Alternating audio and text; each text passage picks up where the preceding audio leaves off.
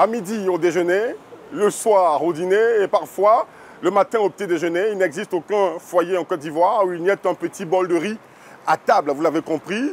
La denrée alimentaire, le riz, est l'une des plus consommées par les foyers en Côte d'Ivoire. Et justement, la thématique de cet autre numéro de Ya Solution, c'est bien le riz. Quelle solution pour une autosuffisance en Côte d'Ivoire? Mesdames, Messieurs, nous sommes à l'ADERI, l'Agence pour le développement de la filière riz en Côte d'Ivoire. Et nous avons rendez-vous avec le directeur général, M. Dambélé Yacouba. Suivez-nous.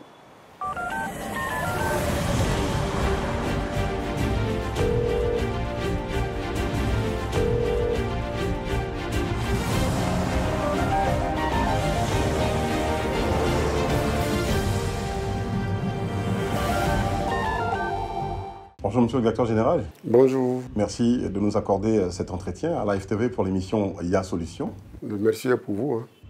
Alors, vous êtes à la tête d'un outil étatique qui est au service d'une des filières les plus importantes en Côte d'Ivoire, la filière du riz. Oui. Vous êtes à la tête de cette structure depuis quelques années. C'est bien l'ADERI, donc l'Agence pour le développement de la filière du riz en Côte d'Ivoire. Avant d'être ADERI, c'était bien l'ONDR. Avant l'ONDR, ça apportait d'autres noms. Voilà, c'est ça. D'accord. Pourquoi ces différentes mutations au cours du temps? Donc, une grande partie des habitants de la Côte d'Ivoire vivent en ville.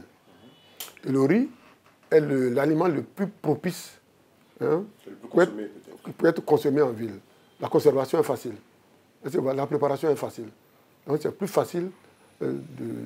Par exemple, un célibataire qui s'installe, il va aller manger au restaurant, il va faire du riz, ainsi de suite. Et en plus, nous recevons beaucoup d'étrangers. Voilà. Et tous ceux qui passent, en général, ils vont consommer du riz facilement et puis partir.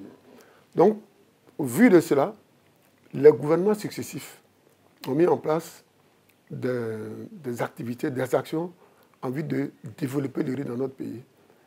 Et pour que nous soyons autosuffisants en riz, tous les gouvernements. Si vous prenez de 1960 à 1980, il y avait ce qu'on appelle la SATMASI, mais il y avait surtout la SODERI, Société de développement uniquement réservée au riz. Et la SODERI produisait les intrants, c'est-à-dire la semence, achetait les intrants, c'est-à-dire engrais et herbicides, donnait aux producteurs, encadrait les producteurs, aidait les producteurs à faire la mécanisation, et puis aider les producteurs donc à la récolte. Et quand c'est récolté, la SODERI venait acheter le paddy, retransformer ce paddy dans ces 13 usines dont elle disposait. Une fois le riz blanchi sorti, était mis à la disposition de la caisse de péréquation pour être vendu.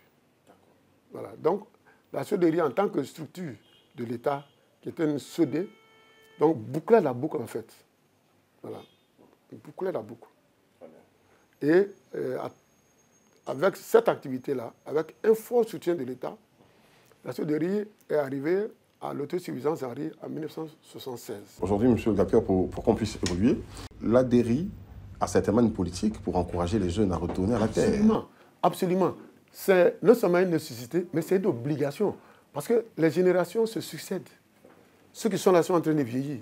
Donc, il faut attirer les jeunes.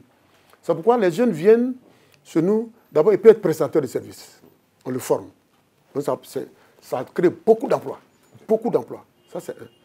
Et deuxièmement, s'il a hérité de la parcelle d'un parent, ou bien qu'il veut qu'on l'aide à l'installer, nous avons beaucoup d'aménagements sous barrage aujourd'hui. Ils ne font plus un seul cycle de riz. Ils peuvent faire du riz 2 fois, jusqu'à même 3 fois sur la même parcelle. Et le gain par cycle, le bénéfice par cycle, est-ce que vous voyez, par hectare, dépasse les 300-400 000 francs. Par hectare. Le bénéfice par cycle. Donc aujourd'hui, tous ces éléments-là nous permettent de dire aux jeunes, c'est vrai, vous cherchez du travail, mais l'agriculture, là, ce n'est plus un emploi qu'on met de côté, qu'on regarde après avoir fait tous les autres. Aujourd'hui, ça nourrit son homme, ça habille son homme, ça fait en sorte que son homme soit à l'aise. Donc, il faut que les jeunes ouvrent les yeux. Pour voir, on parle d'agriculture, est-ce qu'on peut aller essayer? Ils viennent à l'ADERI, on leur donne les informations. Ce qui est difficile, c'est la terre. C'est-à-dire avoir la terre à côté de soi, une terre irriguée. Dès que c'est fait, on nous appelle automatiquement dans les 2 semaines qui suivent. Moi, j'envoie mes techniciens là-bas. On fait une étude pour lui, comment il peut faire. Et notre souci, c'est sa rentabilité. Voilà, pour qu'il sache qu'il gagne de l'argent et puis il reste dedans. Monsieur le directeur général, pour appuyer ce que vous dites et encore encourager les jeunes à retourner donc à la terre et surtout à devenir des passionnés du riz. Le riz nourrit son homme du champ à l'assiette, il faut le dire, en passant par le compte en banque. Il faut pouvoir donc cultiver du riz. Et justement, nous avons rendu visite à Alain Zaï, un jeune producteur de riz, mais très passionné, comme monsieur le directeur général, passionné de riz. Nous allons le visiter à Yamoussoukro. Venez avec nous.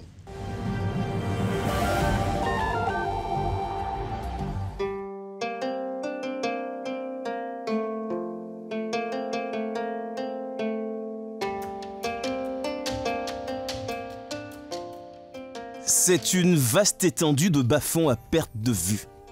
Superficie estimée, plus de 1300 hectares. Cette parcelle, appelée le Campus 3, constitue avec 2 autres le périmètre risicole de Yamoussoukro. Son histoire remonte aux années 1970 et se confond avec la volonté manifeste du président fondateur, Félix Houphouët-Boigny, d'ici au rang des nations autosuffisantes en riz, la Côte d'Ivoire. Prêchant d'exemple, le président Houphouët-Boigny se lance dans une nouvelle aventure, celle du riz. Oui, c'est une grande aventure. Une aventure qui doit nous permettre non seulement de produire tout le riz dont nous avons besoin, mais, et c'est là notre ambition, de pouvoir en exporter dans les pays voisins. Une volonté qui deviendra réalité en 1976 sous l'impulsion de l'État à travers la Soderie, Société de développement du riz, qui va installer à travers le pays 13 unités de production. Le pays va réussir à couvrir ses besoins en riz et, comme l'a souhaité Félix Houphouët-Boigny, exporter la précieuse céréale dans la sous-région. Mais à quel prix? Des travaux titanesques sont engagés. Le cours du fleuve Sassandra est dévié pour permettre l'irrigation.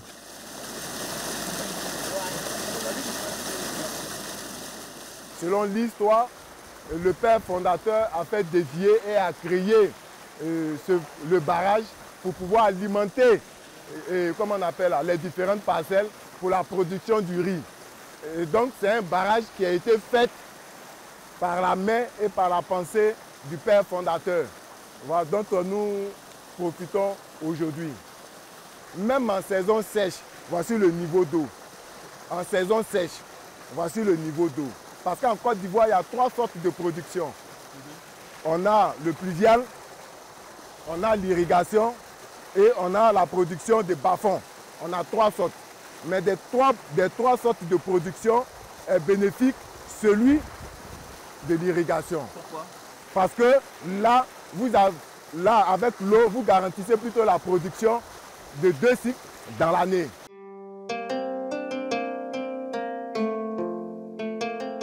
Cet âge d'or du riz, des jeunes Ivoiriens veulent le réécrire.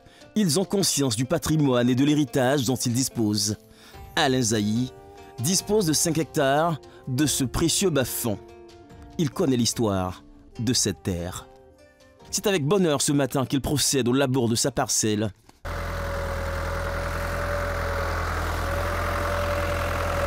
Tu vas monter dedans ou bien tu vas tourner en même temps. Ou tu montes en haut là-bas pour partir. Tu vas tourner. Donc vas-y.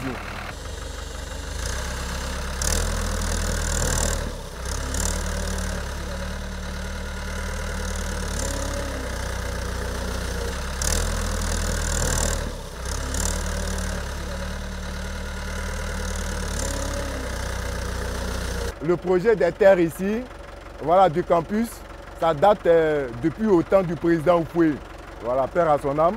Et donc, c'est un projet que nous jeunes, nous continuons de, comment on appelle là, d'encourager dans le processus de pouvoir réussir à l'autosuffisance alimentaire en riz.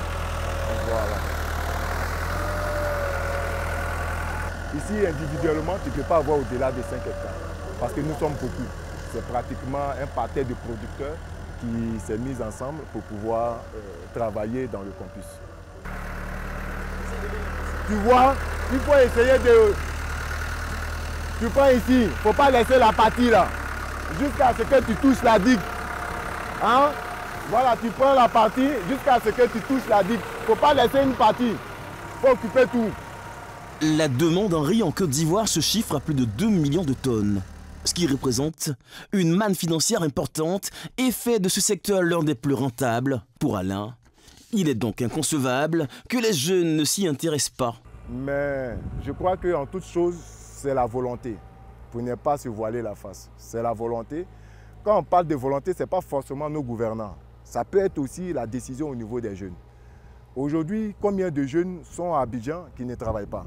Mais on peut les encourager pour les envoyer. Une politique peut les permettre de les faire venir sur la terre et puis travailler et se nourrir. Ici, tous ceux que vous voyez aujourd'hui qui sont là ont des familles, ont des enfants, ont des femmes, plutôt ont des enfants. Ils ont des maisons qui louent, ils ont l'assurance de leurs enfants. Rien que dans le sujet concernant le riz. Donc toute activité nourrit son homme. En tout cas, Alain, lui, est riziculteur et fier de l'être.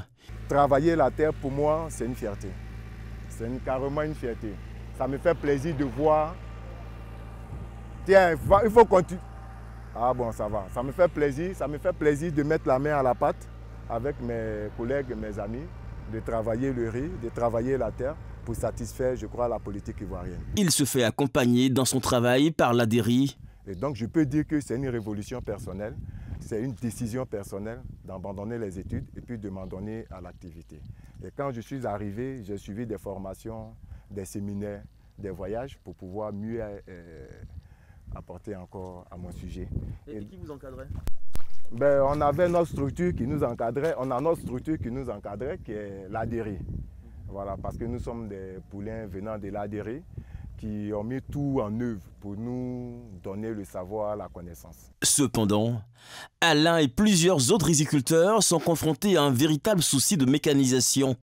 Vous voyez, cette machine, c'est une machine de location. Ça ne m'appartient pas. Je suis obligé d'aller chercher ça jusqu'à Yamoussoukro. Vous voyez la distance que vous avez pris pour venir ici? 14 km. Je paye les frais des 14 km pour qu'ils viennent ici. Ça n'a rien à voir avec le coût de la machine. Si tu veux qu'il vienne travailler sur ton hectare, bon, il va travailler. Mais tu payes le transport pour venir, tu payes le transport pour aller, mais tu payes le prix. C'est l'amour du sujet qui nous amène à travailler ainsi. La filière riz est un véritable pourvoyeur d'emplois. À tous les niveaux de la chaîne de production, elle emploie. Pour le répiquage, par exemple, ce sont les femmes, les véritables reines. C'est l'une des professionnels de la zone. Vous voyez. Donc, nous, on se met à côté d'elle pour apprendre et pour répiquer. Parce qu'il y a le répiquage, il y a le labour, c'est différent. Ça m'aide à me suffire aux besoins aussi de mes enfants. En tout cas, ça m'aide. Si au moins, je fais au moins 0,25, au moins 2 jours, que j'ai 17 000 francs. Ça me rapporte. Au lieu de m'asseoir à la maison pour commander, vous mieux que je vienne ici souffrir et puis avoir l'argent, je fais ce que je vais faire avec. Je ne vais pas demander, comment j'ai tenu la main, soit à mon mari, monsieur, donne-moi au moins 25, donne-moi 10 francs, je vais pas parler payer au moins un poisson. Quand ils finissent, on me dit le nombre d'hectares que tu as fait et puis on te donne ton argent, tu fais ce que tu veux avec. C'est comme ça on travaille. Alain produit plusieurs tonnes de riz. Plusieurs autres jeunes ont embrassé comme lui la culture du riz. Il reste très optimiste. Mais pour passer à une autre échelle, il faudra s'organiser pour bénéficier d'un accompagnement plus poussé de l'État.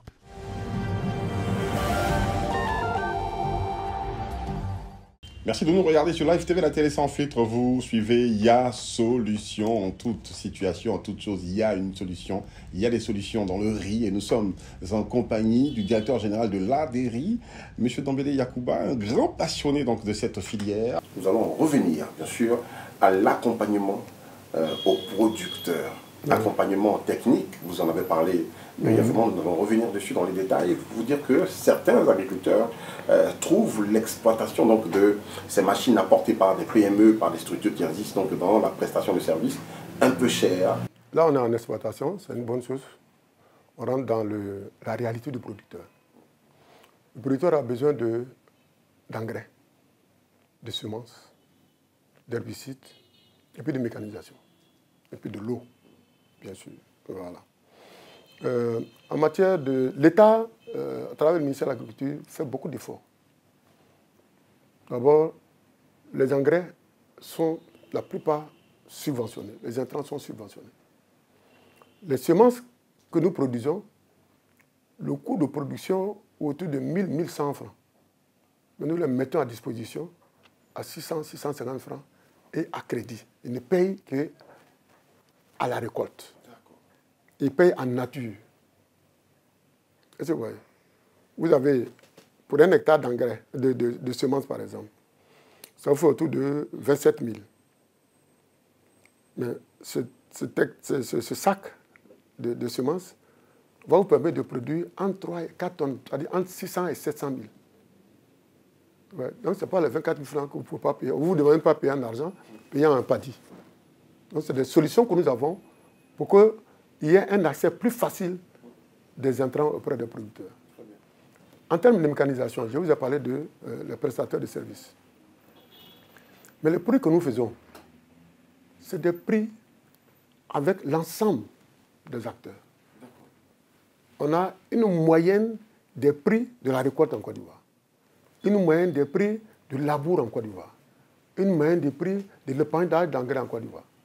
Donc c'est avec l'ensemble des acteurs que nous faisons cela. Et nous nous sommes rendus compte, les opérateurs qui sont dedans, ils nous disent qu'ils perdent de l'argent. On doit remonter le prix. Les prestataires. Vous avez homologué les prix avec les prestataires? Avec les prestataires et les producteurs. Voilà. Vraiment, c'est des prix homologués. Pourquoi? Nous faisons pression sur le prestataire parce que le matériel qui est donné au prestataire, c'est un matériel encore subventionné. Vous voyez? Subventionné jusqu'à hauteur de 30%. Donc, le tracteur que vous recevez, vous ne le recevez pas au prix du marché. Vous avez un abattement de 30% et vous avez entre 3 et 5 ans pour le rembourser. Donc, nous disons, vous descendez le prix.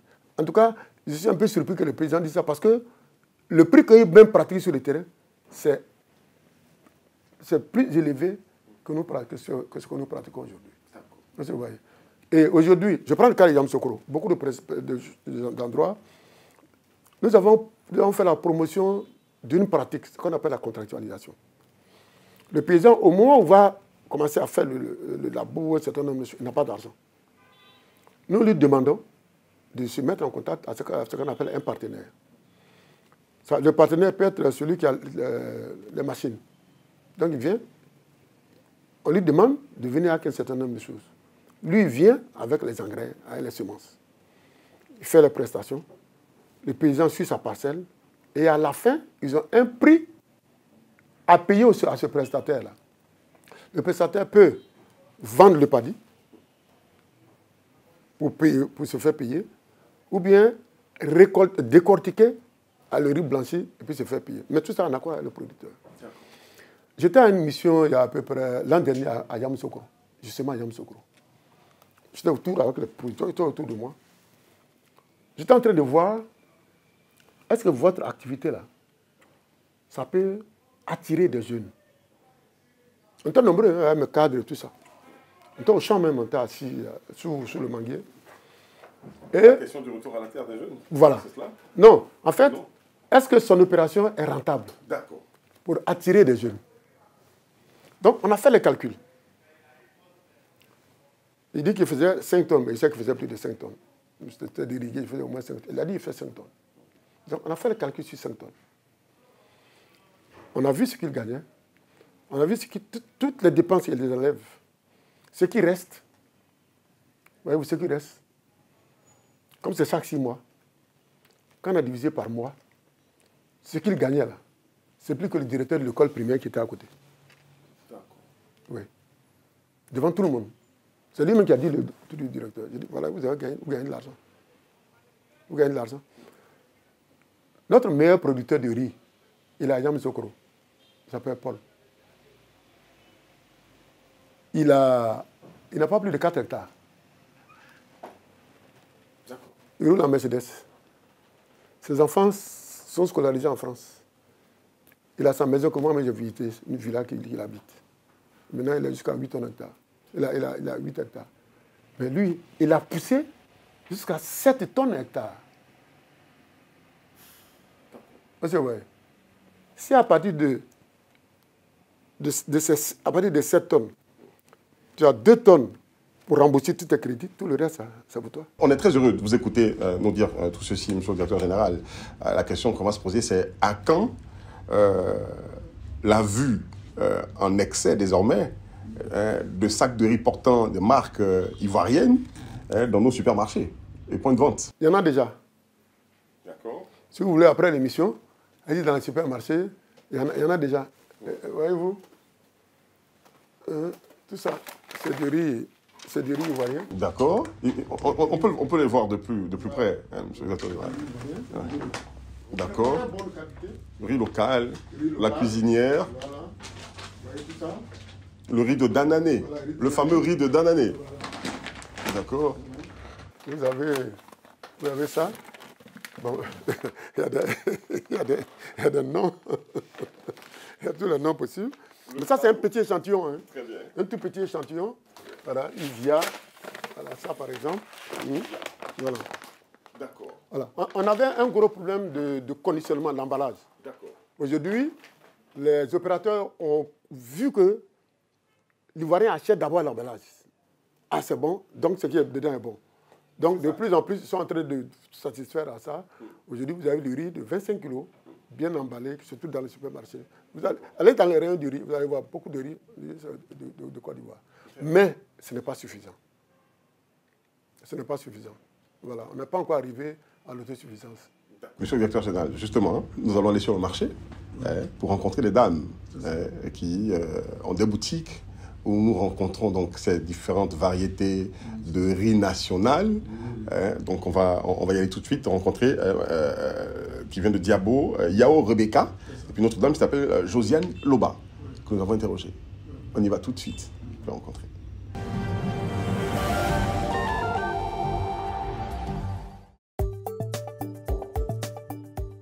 Josiane Lobar, 31 ans, bac plus 5 en économie, a un seul rêve, devenir la reine du riz made in Côte d'Ivoire.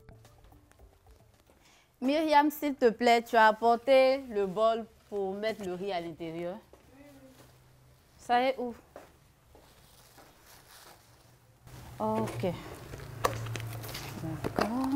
Elle a lancé il y a 7 ans sa propre marque de riz dénommée Queen Rice, constituée de 2 variétés principales, le riz bété et le riz noir. On renverse en fait pour permettre aux clients qui nous visitent de savoir qu'il y a du riz noir qui existe, puisque ce riz n'est pas trop connu de tous. Donc, c'est quoi? C'est du riz noir qui est recommandé pour les diabétiques, les hypertendus ou les personnes qui veulent faire un régime spécifique. Ce riz-là permet de lutter contre l'obésité et puis le diabète. Est-ce que c'est l'un des produits phares de Queen Rice?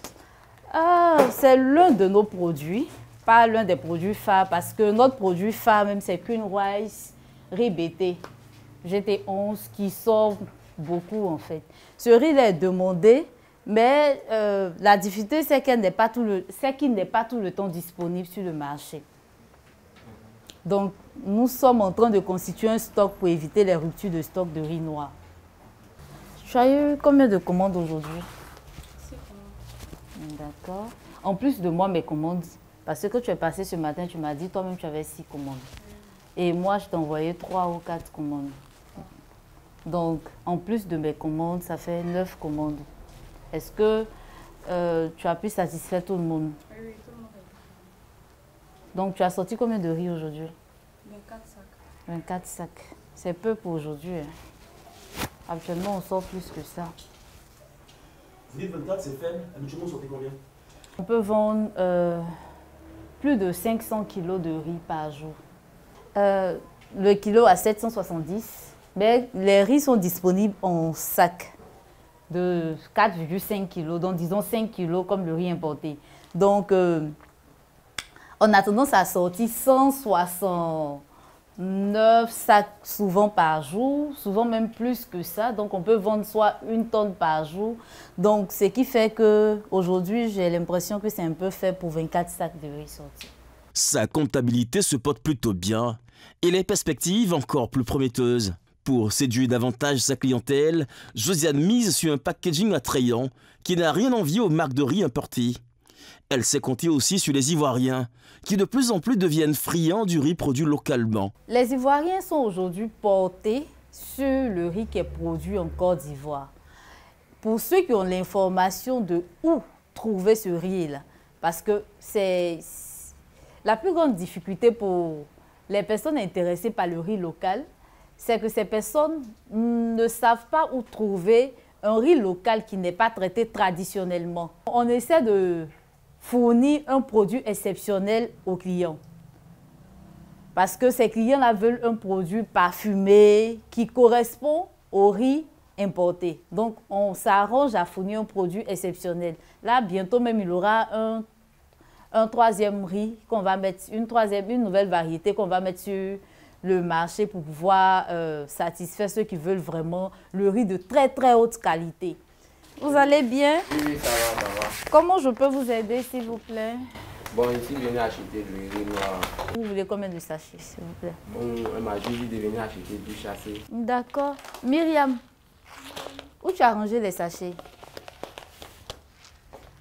Ici? Ah, ok.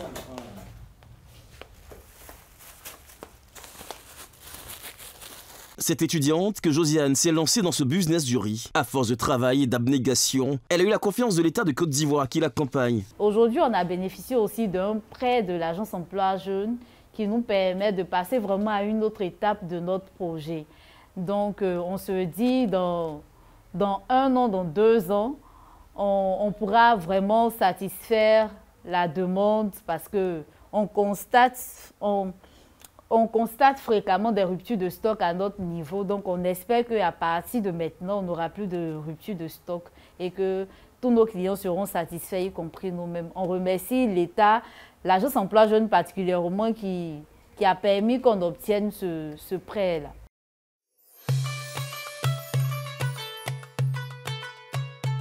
Marché Saint-Cécile de Plateau. Il y a quelques années, il était impossible de trouver sur ce marché du riz local. C'est elle, Yao Rebecca, avec l'aide de la présidente du marché, qui a réussi à y introduire du riz made in Côte d'Ivoire, le riz Nzrama de Diabo, dont elle est l'ambassadrice. Nous transformons sous l'encadrement des structures du ministère de l'Agriculture et puis ce riz sort. Comme vous voyez, il est parfumé, il n'y a pas de cailloux parce que c'est des équipements de très bonne qualité, il n'y a pas de déchets, il est frais, il est décortiqué à la commande, il n'y a pas de conservateur. C'est un produit 100% naturel. Nous avons une palette assez large pour toutes les bourses et pour toutes les catégories sociales. Donc voici le riz que nous proposons. Nous avons des formats de 1 kg, des formats de 5 kg, les formats de 25 kg, 50 kg. Donc je vais prendre un format de 5 kg. Juste 5 kg? Oui. Ah, il faut prendre 25 kg. Pourquoi aujourd'hui vous achetez le riz local? Qu'est-ce qui vous pousse vers le riz local? J'ai acheté le riz importé. Donc le riz importé, quand je prépare, je vois que si elle prend aujourd'hui, par exemple, demain quand je veux chauffer pour manger, c'est déjà gâté. Mais le plus souvent quand je prépare même, c'est déjà, ça commence à sentir. Donc je n'aimais plus. Après je suis tombée sur le riz local. Donc quand j'ai essayé, j'ai essayé avec 1 kg. J'ai essayé une fois, j'ai vu que c'était bon. Donc aujourd'hui je vais prendre 5 kg pour aller déposer.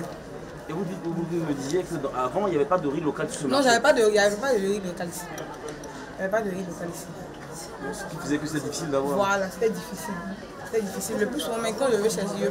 En fait, j'ai jamais pensé à un truc comme ça. Même. Comme il n'y a pas, donc je ne mets pas en tête que je vais chercher un truc comme ça. Donc, je suis venue, il y avait un magasin, je suis entrée dans le magasin, je demandais à la dame, ici vous vendez quoi? Elle m'a dit c'est le riz. Quel est le riz? Elle m'a dit le riz local. J'entends parler de ça, mais je n'ai jamais goûté. Je vais prendre un sachet de 1 kg pour aller essayer. C'est comme si je passais, c'est 1 kg. En tout cas, c'est bon, j'ai aimé. J'ai aimé, c'est pas comme d'habitude, c'est pas comme les autres riz que j'ai pour habitude de préparer quoi. Les autres riz, quand je prépare, comme je disais, quand je prépare le lendemain, c'est déjà gâté.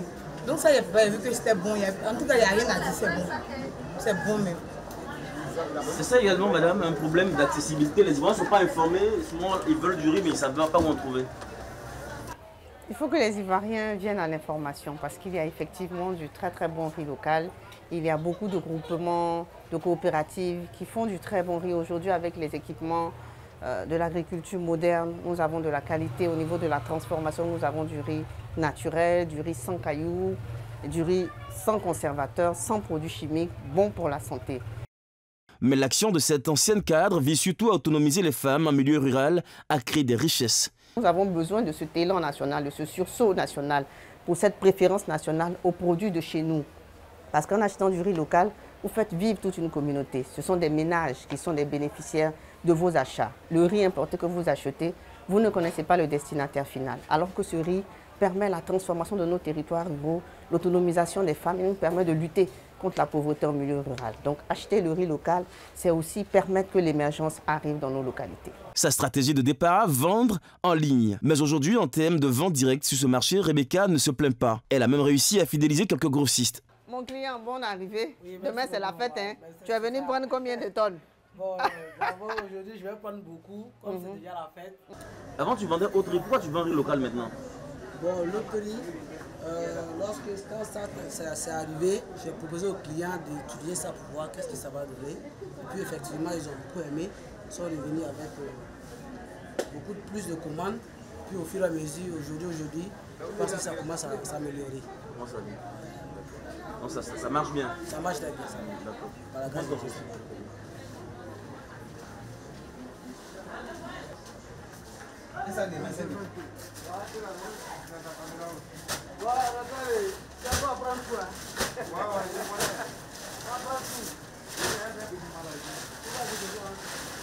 Le riz Nzrama se comporte bien sur le marché. Pour elle, le riz made in Côte d'Ivoire n'a aucun complexe à se faire. Le riz local est très bon. Il se cuisine avec toutes les recettes. Pour le lancement du riz Nzrama de Diabo, nous avons cuisiné en dégustation grâce à l'ambassadeur du Sénégal en Côte d'Ivoire, le riz Nzrama, le Chep Gen avec du riz Nzrama de Diabo. Nous avons également participé à la semaine de la cuisine italienne dans le monde à l'ambassade d'Italie, grâce à la volonté de l'ambassadeur d'Italie donc. Et nous avons cuisiné le risotto et tous les plats italiens avec le riz Nzrama de Diabo pour dire que ce soit des recettes occidentales, des recettes nationales, des recettes traditionnelles, ce riz de très bonne qualité va idéalement avec tous nos mets, avec toutes nos recettes, vraiment pour le bonheur de nos papilles. Donc le riz local peut se manger avec tout? Avec tout, de la bouillie, en riz gras, en dessert. Le riz local est très très bon. Il se cuisine parfaitement, il tient bien avec toutes les recettes.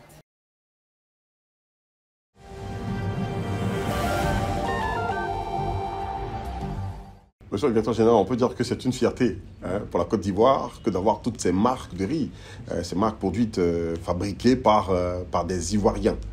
Aujourd'hui, quel est le sentiment, vous qui êtes à la tête, vous qui êtes le premier soutien pour ces producteurs-là, qui dirigez cet outil qui est si important pour la filière du riz, quel est votre sentiment?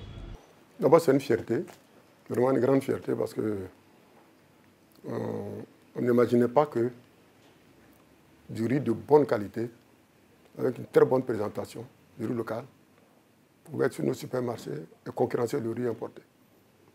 Aujourd'hui, notre riz, il concurrence fortement le riz importé sur deux aspects. D'abord, du point de vue de la présentation. Aujourd'hui, notre riz se présente de la même manière que le riz importé. Mais sur un autre aspect, c'est que le riz que nous produisons, c'est le riz de l'année. Alors que le riz qui est importé, c'est le riz qui a été stocké au moins 5 ans. D'accord. Est-ce que vous voyez? Donc, ce qui fait qu'il y a un penchant de l'Ivoirien vers le riz qui est produit localement. D'accord. Mais par contre, derrière, on entend dire que des Ivoiriens, que ce riz n'est pas bien parfumé. Bon, chacun y va de son commentaire. Je suis d'accord avec vous. L'Ivoirien est très exigeant en matière de riz. Vous savez, il y a une variété de riz qu'on appelle le Nerica. Nerica. New Rice of Africa. Qui était vraiment la panacée il y a une dizaine d'années. Toute l'Afrique parlait de ça. Ce n'est pas rentré en Côte d'Ivoire. On a beau faire, ce n'est pas rentré. Pourquoi? Parce que le Nerica, d'abord, il a un très bon rendement. Il a un très très bon rendement. Mais quand vous le préparez, 2 heures de temps après, il durcit. L'Ivoirien, il aime que le riz reste toujours mou. Et puis l'Ivoirien aime son riz couché. Est-ce que vous voyez? Donc, on a tout fait, on a eu des variétés d'Erika 1, d'Erika 2, ça n'a pas pu rentrer. Donc, on a développé nous-mêmes, avec la coopération notamment avec la Chine, et puis avec Africa Rice, qui est un institut interne africain pour le développement des riz en matière de recherche. Nous avons trouvé des variétés aujourd'hui, vraiment qui sont... S'il y a un mot au-dessus de excellent, j'allais vous le dire. Voilà. Et pour vous dire comment c'est bon, ces riz-là sont bons, il y a eu 2 structures qui ont fait des enquêtes. D'abord, le Centre national de recherche agronomique a fait une enquête sur tous les marchés de Côte d'Ivoire. Donc, il a présenté du riz préparé aux dames aux abords des marchés. Les variétés de riz. Le premier riz qui est venu du point de vue qui a été le plus apprécié, c'est un riz local. Le deuxième, c'était un riz local. Le troisième, c'était un riz local.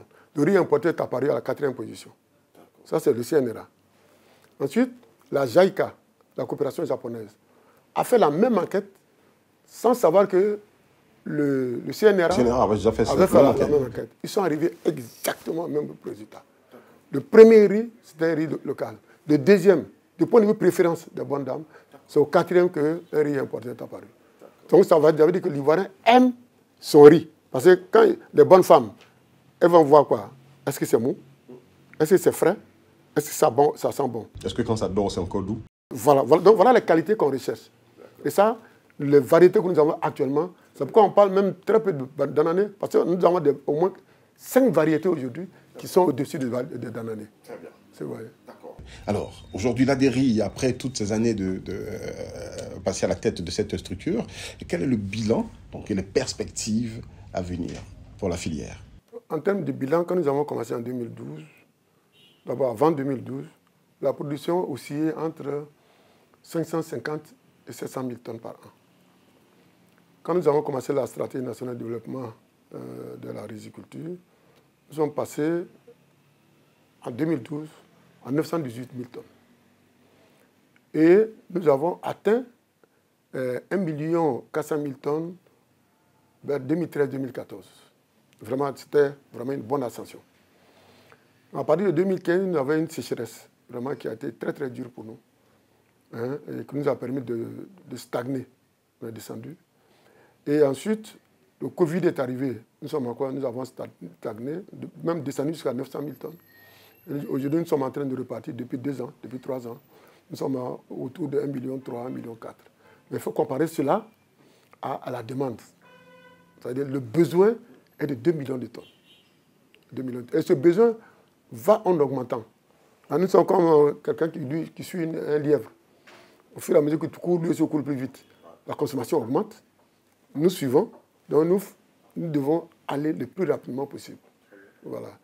Donc pour cela, je voudrais rapidement rappeler, l'ADERI fait en sorte, à travers les moyens de l'État, de mettre à disposition, de construire d'abord des centres de production de semences, de mettre ces semences à disposition des producteurs à un prix subventionné, de mettre à disposition, à travers les actions du ministère de l'Agriculture, les engrais, les herbicides à un prix subventionné, de faire en sorte aussi que les usines puissent être capables de recevoir le paddy avec un bon plateau technique et sortir du riz de très bonne qualité. Et on fait en sorte que l'ensemble des acteurs de la filière compressent ses coûts pour qu'à la sortie, on ait un riz qui soit compétitif et qui soit accessible aux ménages ivoiriens. Le directeur général, il a dit qu'en 2025, la Côte d'Ivoire serait autosuffisante en matière de riz. Oui. Une dernière analyse nous a démontré que, à l'état actuel des choses, 2025 est un peu court. Donc il faut faire une projection un peu plus tirée. C'est ainsi que nous sommes en train d'élaborer la stratégie nationale de développement de la filière riz, phase 2. Parce qu'il y a un élément important qu'il faut régler dans cette phase-là. Comment faire en sorte que, par exemple, que les paysans puissent avoir ce dont ils ont besoin. Même si c'est subventionné, ça coûte de l'argent. L'engrais, il faut l'acheter. La semence, il faut l'acheter, même si c'est payé après. Mais il faut qu'ils aient l'argent pour le faire. Même la mécanisation. Celui qui vient faire la mécanisation pour le producteur, il signe un accord. Je fais le labour de 10 hectares. Le paysan ne peut pas payer tout de suite. Il faut qu'en attendant, qu'une structure paye le prestataire de service. Donc, il faut mettre dedans, il faut qu'on mette le système bancaire dedans. Voilà. Donc, c'est l'apport du système bancaire à travers un mécanisme de financement et à travers des contrats entre l'ensemble des acteurs qui peut nous permettre de sortir de cela. C'est ce que nous sommes en train d'élaborer pour que dans cette phase qui arrive là, elle ne sera pas longue, mais on va y arriver rapidement à l'autosuffisance. Voilà. Merci, monsieur le directeur général. On a beaucoup à dire sur vraiment, la filière du riz, mais le temps qui nous est imparti tire à sa fin. Merci de nous avoir reçus à votre bureau. On ne s'en ira pas sans vous laisser dire un dernier mot. Moi, je voudrais d'abord vous remercier. Vous savez, tout le monde nous accuse de ne pas communiquer. Ils n'ont pas tort. C'était un choix. Mais c'est ce genre d'émission qui peut nous permettre de nous faire connaître. Que les Ivoiriens sachent le travail que nous faisons. Que les Ivoiriens placent leur espoir en nous. Que nous sommes capables, que la Côte d'Ivoire est capable d'atteindre l'autosuffisance et même exporter. Et qu'aujourd'hui, le gouvernement du Premier ministre Mambé et du Président de la République, sous la houlette du Président de la République, met actuellement en place tous les éléments, tous les outils pour arriver à cette autosuffisance qui est un impératif pour nous. Parce que les indicateurs au niveau mondial nous disent que d'ici quelques années, il y aura des pénuries sur le riz. La population du monde augmente, la consommation augmente et malheureusement, la production n'augmente pas suffisamment. Donc c'est important que chaque pays se replie sur lui-même pour pouvoir, avec le potentiel qu'il a, de pouvoir produire pour sa population. Et c'est pour ici exporter. Qu'il nous fasse confiance qu'on y arrivera. Merci, monsieur le directeur général. Merci. Et merci à vous aussi, très chers téléspectateurs, d'avoir regardé cette émission. Donc, il y a solution en toute chose. Il y a une solution. Il y a de la solution dans la filière du riz avec l'ADERI. Donc, nous étions avec le directeur général, monsieur Damblé Yacouba, qui a bien voulu répondre à toutes nos questions. Merci de rester sur Live TV. À très bientôt pour un autre numéro de IA Solution.